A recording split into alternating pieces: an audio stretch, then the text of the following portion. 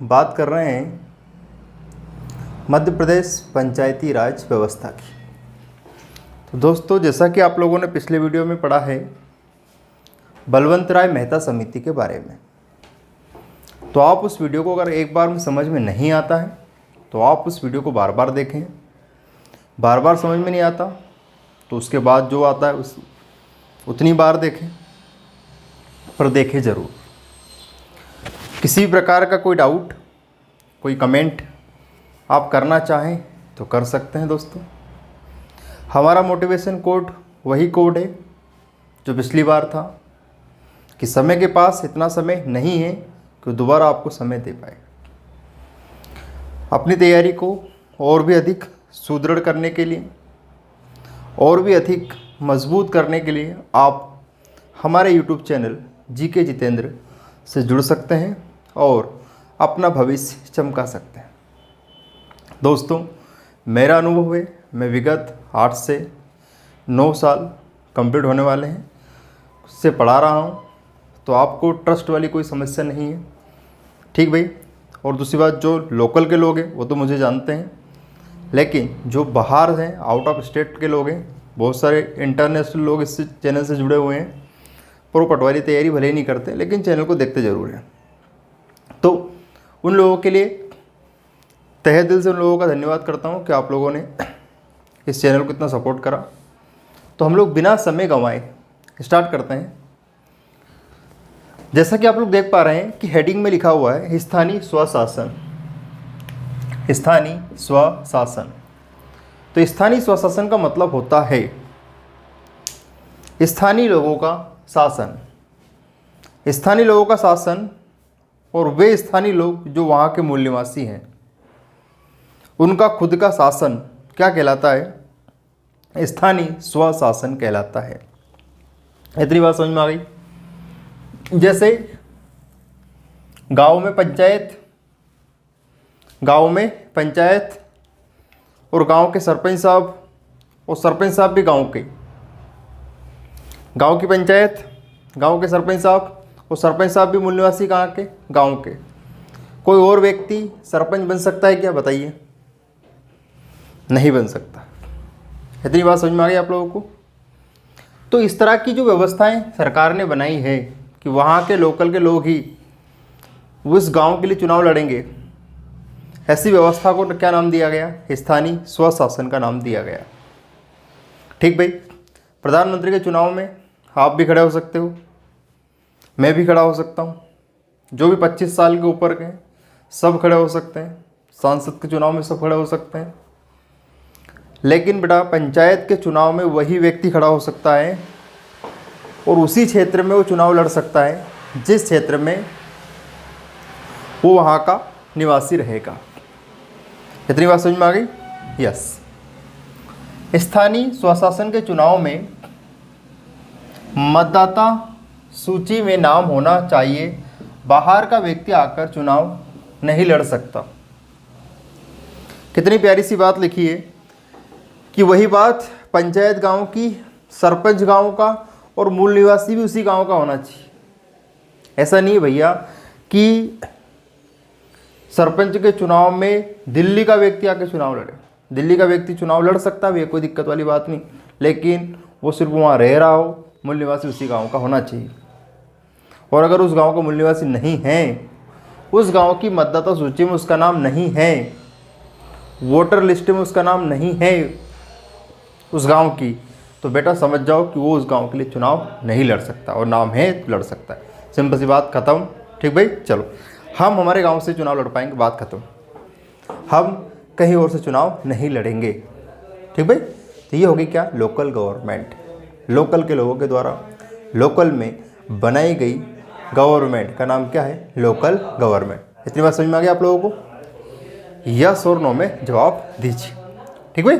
अच्छा, अब इस तरह की व्यवस्थाएं कहाँ से आई इसके बारे में चर्चा करते हैं, और स्थानीय स्वशासन की ज़रूरत क्यों पड़ी। तो आप लोग भी जानते हैं कि अगर छोटी सी समस्या आती है गांव में, अगर छोटी सी समस्या आती है गांव में, तो हम हमारी समस्या लेकर दिल्ली जाएंगे क्या? गांव का व्यक्ति आप तो फिर भी पढ़े लिखे हैं, पहले तो प्योर अनपढ़ होते थे, और आज भी कई गांव ऐसे जहाँ प्योर अनपढ़ होते हैं। तो वो लोग क्या करते हैं, अपनी समस्या गांव में सॉर्ट आउट कर लेते हैं। गांव के सरपंच साहब से बोल दो कि हमारे नल नहीं आ रहे, सरपंच साहब सुबह तुरंत आ जाएंगे आपके पास। फिर भी समस्या सॉर्ट आउट नहीं होती है तो 181 पे फ़ोन ठोक दो, कोई दिक्कत वाली बात नहीं, ठीक है। उसके बाद भी समस्या सॉर्ट आउट नहीं होती है तो और ऊपर सरकार को फ़ोन लगा दो। लेकिन प्रारंभिक तौर पे तो आपको सरपंच साहब से मिलना पड़ेगा ना, हो सकता है कि समाधान वहीं से हो जाए। तो इस तरह छोटी छोटी समस्याओं का निराकरण छोटी छोटी जगहों पे कर दिया, बस फंडा क्लियर हो गया काम। और जब काम हो गया तो बताओ बड़ी सरकार की ज़रूरत पड़ी? नहीं पड़ी। बात समझ में आ गई कि why are requirement local government, क्यों स्वयं के लोगों के द्वारा शासन की ज़रूरत पड़ी, ताकि छोटी बड़ी बड़ी समस्याओं को या छोटी छोटी समस्याओं को छोटे स्तर पर ही निपटाया जा सके। इसलिए स्थानीय स्वशासन की क्या पड़ी, ज़रूरत पड़ी। ठीक भाई, चलो 1872 में पहली बार लॉर्ड मेयो, अब लॉर्ड मेयो के ऊपर क्वेश्चन कैसे आते हैं इस बात को समझते हैं। देखो, लॉर्ड मेयो ऐसा अंग्रेज अधिकारी था जिसने सबसे पहले जनगणना स्टार्ट करवाई। सबसे पहले जनगणना किसके द्वारा स्टार्ट की गई? तो सबसे पहले जनगणना स्टार्ट की गई लॉर्ड मेयो के द्वारा। कब की गई भाई साहब? 1872। लेकिन इस जनगणना को नियमित जनगणना का नाम नहीं दिया गया।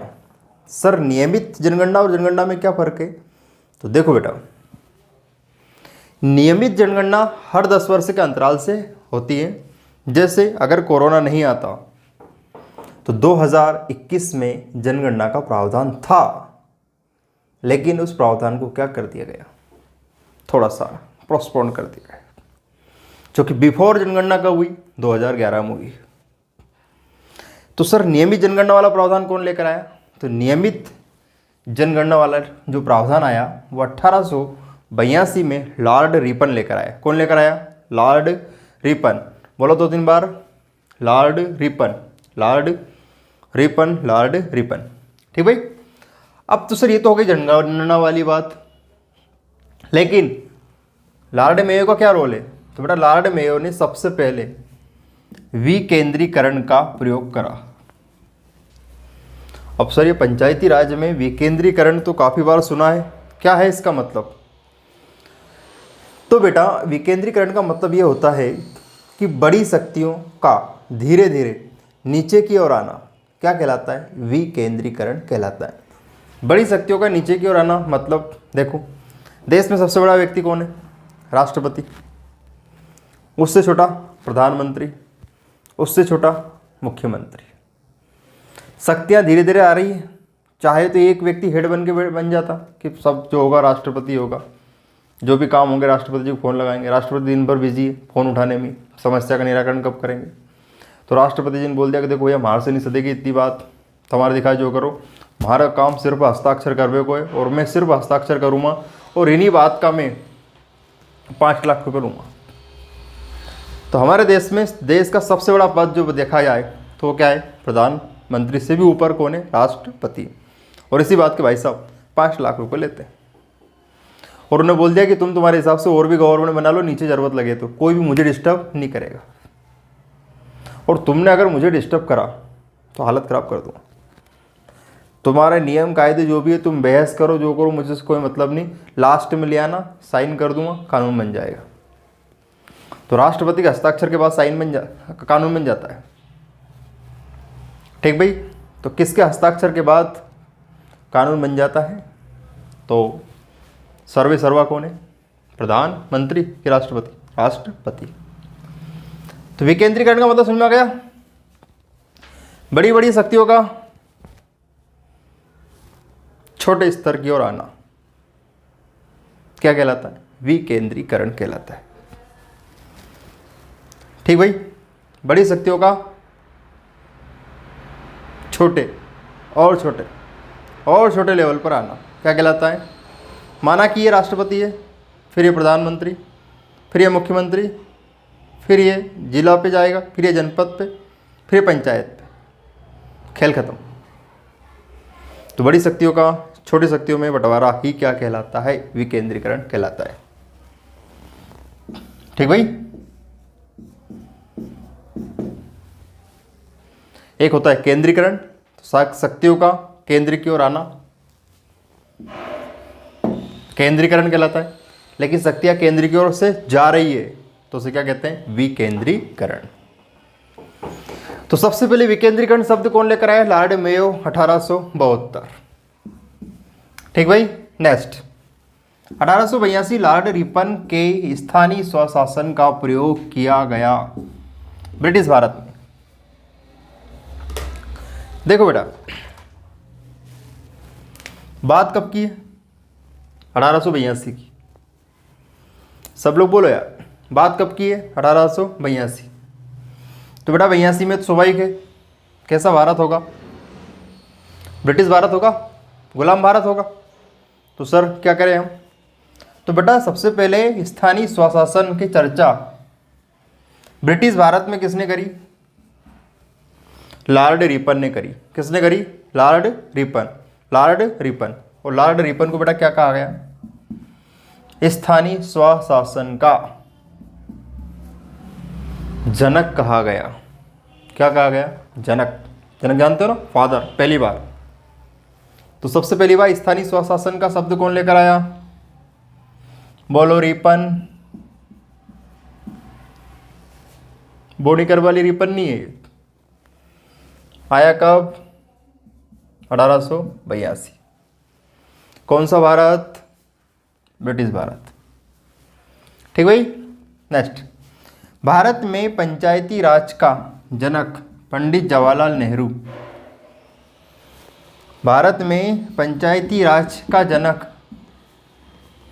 लो साहब। सर ये भी भारत है, ये भी भारत है, दोनों भारत में क्या अंतर? तो बेटा देखो यहाँ, ब्रिटिश भारत, बेटा आज़ाद भारत, देखो यहाँ स्वतंत्र भारत। भारत तो अपने ही था पर गुलाम थे ना। तो स्वतंत्र भारत में सबसे पहले पंचायती राज व्यवस्था कौन लेकर आए? पंडित जी। पंडित जी का पूरा नाम पंडित जवाहरलाल नेहरू। ठीक भाई। तो स्वतंत्र भारत में पंचायत के जनक पंडित जी। ब्रिटिश भारत में स्थानीय स्वशासन Lord Ripon. Lord Ripon panchayat को क्या कहता था? स्थानीय स्वशासन। पंडित नेहरू स्थानीय स्वशासन को क्या कहते थे? पंचायत। दोनों का मतलब, दोनों का अर्थ, दोनों का उद्देश्य एक ही था कि छोटे स्तर पर सरकार बनाना, और सरकार में वही लोग भागीदार होंगे जो वहाँ निवास करते हैं। पड़ गई सूझ? ठीक। नाम अलग अलग है, काम सबके एक है, उद्देश्य सबका एक है। और जब तक आप पटवारी की खोपड़ी में छेद ना कर दो तब तक आप लोगों को रुकना नहीं है। ठीक भाई। ये नौकरियों का महाकुंभ इतनी आसानी से नहीं आता है, इस बात को समझना है आपको। आधुनिक पंचायती राज का जनक राजीव गांधी। आधुनिक मतलब कब की बात है? 1990 की बात है। आधुनिक पंचायती राज का जनक किसे कहा जाता है? राजीव गांधी को कहा जाता है। तो सर 3 तो जनक ही बता दिया आपने। हाँ यार बेटा क्या करो, मेरे घर में तो बनते नहीं है ना। तो देखो सबसे पहली चीज़, ब्रिटिश भारत में बोलो लॉर्ड रिपन। आज़ाद भारत में पंडित जवाहरलाल नेहरू। आधुनिक लग जाए तो राजीव गांधी। राजीव गांधी ऐसे प्रधानमंत्री थे बेटा जिनमें ज़्यादा जीव नहीं था, और इनमें ज़्यादा जीव नहीं होने की वजह से ज़्यादा जी नहीं पाए। इनकी उम्र बहुत कम थी। सबसे कम समय तक, या ऐसा प्रश्न आएगा कम समय की जगह पे ऐसा पूछा जाएगा, सबसे कम उम्र के प्रधानमंत्री कौन है? तो अपने को क्या लगाना है? राजीव गांधी। राजीव गांधी जब तमिलनाडु में चुनावी दौरे पर थे तो मानव बम के द्वारा एक महिला ने इनको उड़ा दिया। क्यों उड़ा दिया, क्या कारण था, इसकी चर्चा हम लोग अभी नहीं कर सकते। पूछो क्यों? क्योंकि बेटा अभी पंचायती राज की बात चल रही है। अगर मैंने राजीव गांधी स्टार्ट कर दिया, तहलका मच जाएगा बेटा, श्रीलंका से फ़ोन हो जाएगा कि ऐसी ऐसी बातें आप भारत में बता रहे हो थोड़ा। और इनकी मृत्यु का कारण में कहीं ना कहीं श्रीलंका का हाथ था। वो क्यों हाथ था, आगे बात करेंगे। तो सबसे कम उम्र का प्रधानमंत्री राजीव गांधी। राजीव में बिल्कुल क्या नहीं था, जीव नहीं था, तो उम्र इनकी ज़्यादा कम, तो कम उम्र से क्या आएगा, राजीव गांधी। संविधान के लागू होने के बाद अनुच्छेद 40 में राज्य ग्राम पंचायत का गठन करेगा। देखो, जब आपका संविधान लागू हुआ 1950 में, 26 जनवरी 1950 में क्या बना, संविधान बना। ठीक भाई, बन गया संविधान, बोलो हाँ बन गया। जब संविधान बना तो संविधान में एक बात लिख दी अनुच्छेद 40 में साफ साफ कि राज्य ग्राम पंचायत का क्या करेगा, गठन करेगा। 1950 में बात लिख दी थी भीमराव अंबेडकर ने, लेकिन किसी ने उसका ध्यान नहीं दिया। क्योंकि ये जो बात लिखी गई है अनुच्छेद 40 में लिखी गई, और अनुच्छेद 40 के अंतर्गत जो भी बातें हैं, मतलब जो भी बातें लिखी गई उन पर अमल करना सरकार की मजबूरी हो भी सकती है और नहीं भी, क्योंकि ये नीति निर्देशक तत्व के तहत आते हैं। और हमारी पॉलिटी में जो नीति निर्देशक तत्व हैं उनमें जो भी बात लिखी गई है वो राज्य की कल्याणकारी व्यवस्थाएं। राज्य की कल्याणकारी व्यवस्था का मतलब ये होता है कि अगर सरकार चाहे तो लागू करे, नहीं तो नहीं करे। 85% बना ली तुमने 12वीं में, तो सरकार तुम्हें लैपटॉप दे नहीं दे, आप सरकार के ऊपर केस नहीं कर सकते हैं। ये डिपेंड करता है किसके ऊपर, सरकार के ऊपर। तो अनुच्छेद 40 में लिखा है साफ साफ कि प्रत्येक राज्य हर गांव में क्या बनाएगा, ग्राम पंचायत बनाएगा, ऐसा लिखकर चले गए। लेकिन ये उस पोर्शन के अंदर ये बात लिखी गई जिस पर अपन लोग सरकार को बाध्य नहीं कर सकते कि आपको करना ही पड़ेगा। ठीक भाई, चलो अब प्रश्न कैसा आएगा सर, किस अनुच्छेद में ग्राम पंचायत का उल्लेख है, अनुच्छेद 40। तो जब बेटा अपन पंचायत लिखते हैं, जब अपन क्या लिखते हैं, पंचायत लिखते हैं, तो ये जो पा दिख रहा है ना, पा, बेटा ये पा तो हो गया 4, और ऊपर जो बिंदी दिख रही है ये बिंदी हो गई 0। आपका काम हो गया, टेंशन खत्म। पढ़ गई इसमें बेटा। तो अनुच्छेद 40 में किसका उल्लेख है, पंचायत का उल्लेख है। संविधान के नीति निर्देशक तत्व में ग्राम पंचायत का गठन का उल्लेख है। जो भी मैंने रामायण गाई है उसी रामायण की बात चल रही। अब हुआ क्या, जब इतनी सारी व्यवस्थाएं चल रही थी तो 1952 की बात कर लें अपन। अब किसकी बात कर लें, 1952। नेहरू के द्वारा 1952 में एक व्यवस्था लागू करी जिसका नाम था सामुदायिक विकास कार्यक्रम। सामुदायिक विकास कार्यक्रम का मतलब होता है सभी समूह में मिलकर लोकल क्षेत्र का विकास करेंगे। सभी लोग समूह में मिलकर लोकल क्षेत्र का विकास करेंगे। इसे क्या कहा गया, सामुदायिक विकास कार्यक्रम कहा गया। ऐसे समूह में कौन से लोग रहेंगे, इस बात का डिसाइड बा ने करा। किसने करा, बा ने। तो बा से बेटा क्या हो गया, 52। सामुदायिक विकास कार्यक्रम चलाए गए। जब देश में पंचायती राज व्यवस्था लागू नहीं थी तो उसके पहले छोटे छोटे क्षेत्रों में पंचायत व्यवस्था लाने के लिए प्रायोगिक रूप से कुछ प्रयोग किए गए जिन्हें नाम दिया गया सामुदायिक विकास कार्यक्रम। वहीं लोकल के लोग होते थे और उन्हीं को काम करना रहता था और सभी लोग आपस में मिलकर विकास के लिए योजनाएं बनाते थे। लेकिन कहते हैं जहाँ पेट है वहाँ भूख है, जहाँ भूख है वहाँ पेट है। और ये कार्यक्रम भ्रष्टाचार के मुंह चढ़ गया। ठीक भाई, तो भ्रष्टाचार की भेंट चढ़ गया कौन सा कार्यक्रम? सामुदायिक विकास कार्यक्रम 1952। फिर 1953 में राष्ट्रीय प्रसार सेवा योजना चलाई गई, ये भी भ्रष्टाचार की भेंट चढ़ गई। तो 52 और 53 दोनों क्या हो गए? असफल हो गए और पंचायती राज व्यवस्था लागू नहीं हो पाई।